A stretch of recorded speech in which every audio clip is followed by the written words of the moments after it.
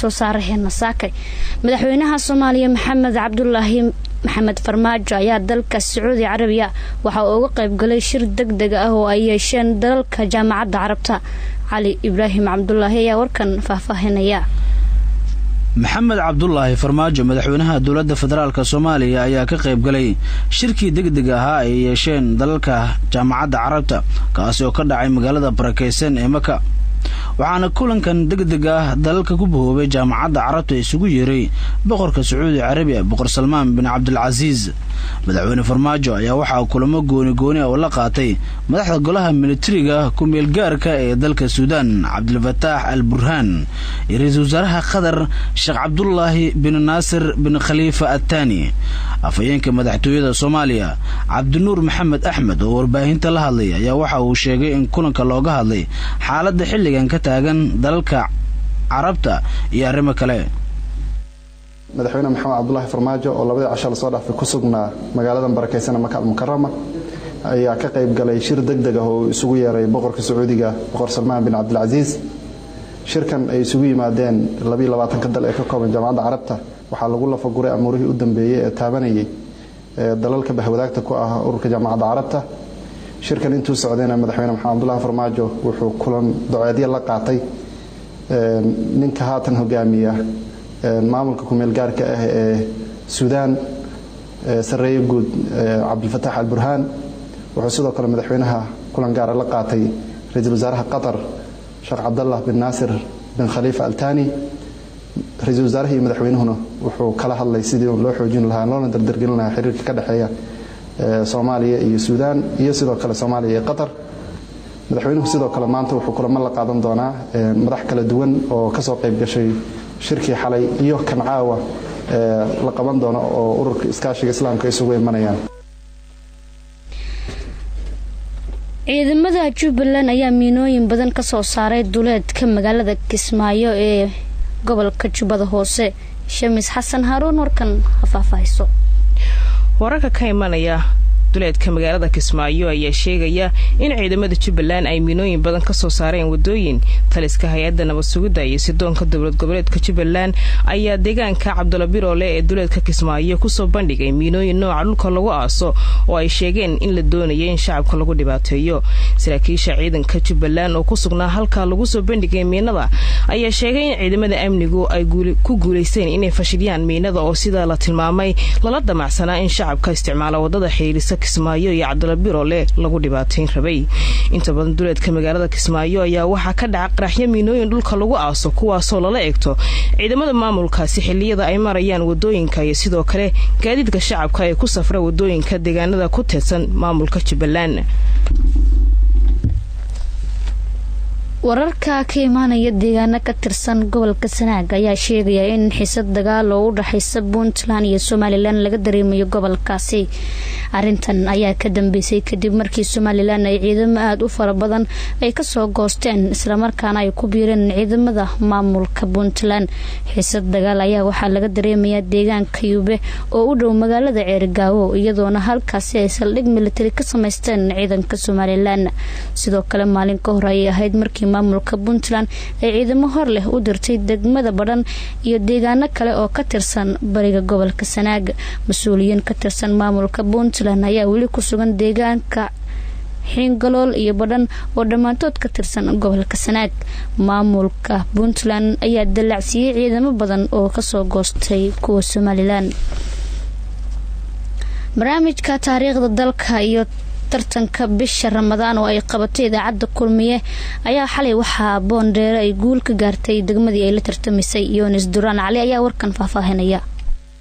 barnaamijka taariikhda dalka iyo tartanka bisha barakeysan ee Ramadaan idaacadda Kulmiye oo qabatay degmooyinka gobolka Banaadir ayaa xalay waxa ku loolamay degmooyinka kala ah Kaxda iyo Boondheere kuwa u dambeeyay wareegga sidid dhamaadka ama kuwa finaalka Boondheere iyo Kaxda ayaana soo bandhigay tartan adag waxaana ku soo baxay tartankii xalay degmada Boondheere kadib loolan dhexmaray dhigeeda degmada Kaxda xalayna looga adkaaday tartanka labadan degmo ayaa intuu tartan ku socday waxay soo bandhigeen tartan adag heese iyo xamaasna lahaa intuu socday tartankan ayaa kooxda majaajiliistayaasha raadiyo kulmiye iyagana dhankooda waxay soo bandhigeen duulal ma kugu soo degan mariga meelay kugu soo degan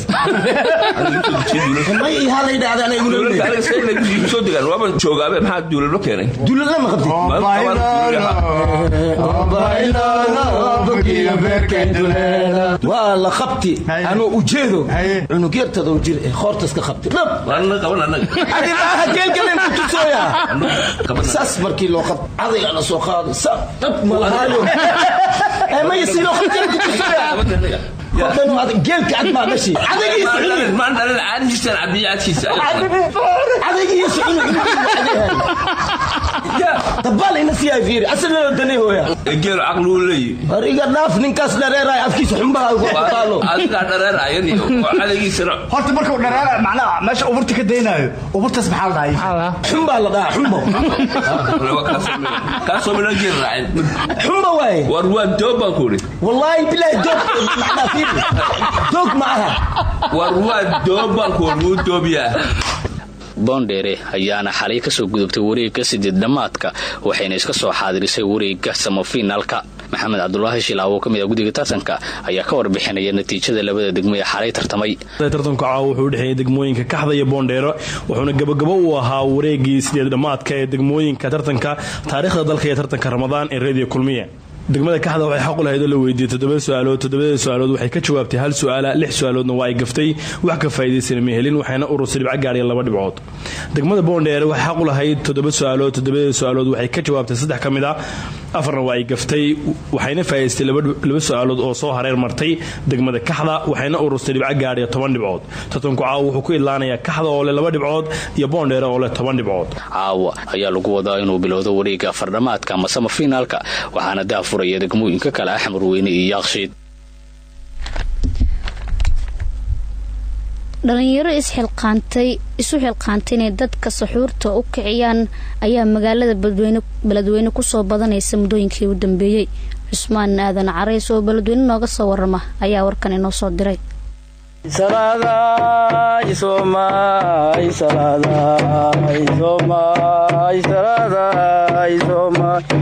waa caado dhaqameed muddo soo jiitamaysay dadweyne reer beledweyne intooda badan ay ku qanacsan yihiin xilliga saxuurta ee ku beegan labada habeenimo ama 8 saac qofba sida uu garanayo dhalinyaradan ayaa kuwa isku xilqaamay cidna lacag aysan ku siinin marka laga reebo maalinta ciida oo khidmad ay siiyaan xaafadaha kala duwan ee magaalada beledweyne ay soo dhex maraan kuwaas soo bandhiga ciyaaraha hidaha dhaqanka waa kan mid ka mid ah dhalinyarada salqaamay ee la hadlay warbaahinta kulmiye xafiiskeeda magaalada beledweyne habeenkii cali saqdhexe aan kula kulmay wada dhex marta xaafadaha dhexdooda wallahi waa hool fiican kulli dadka ku faaraxsanbo dadka suxuurta ay ka taga lahayd macnaha oo suxuur gafalahay oo hadhow macnaha oo wareer lahay waxada macnaha oo aan kuleeyahay iyadoo dhalinyaro fara badan oo iyaga sheegay in aad ugu qanacsan yihiin kicinta xilliga saxuurta taasoo ay sheegeen mararka qaar ay dhacdo in dad badan ay ka tagto saxuurta haddii ay waayaan durbaanka xilliga roobka ay suurtagal lahayn in dhalinyaradan ay kacaan ayaa waxa ay dhacdadani tahay mid dadka ku dhaqan magaalada beledweyne ay si weyn u soo jiidatay kicinta xilliga saxuurta hurdaayow kuma hayo Cusmaan Aadan Carays warbaahinta Kulmiye beledweyne warka subax ee idaacada Kulmiye ayaad dhageysanaysaan warka dibadda ayaad maqli doontaan hase ahaatee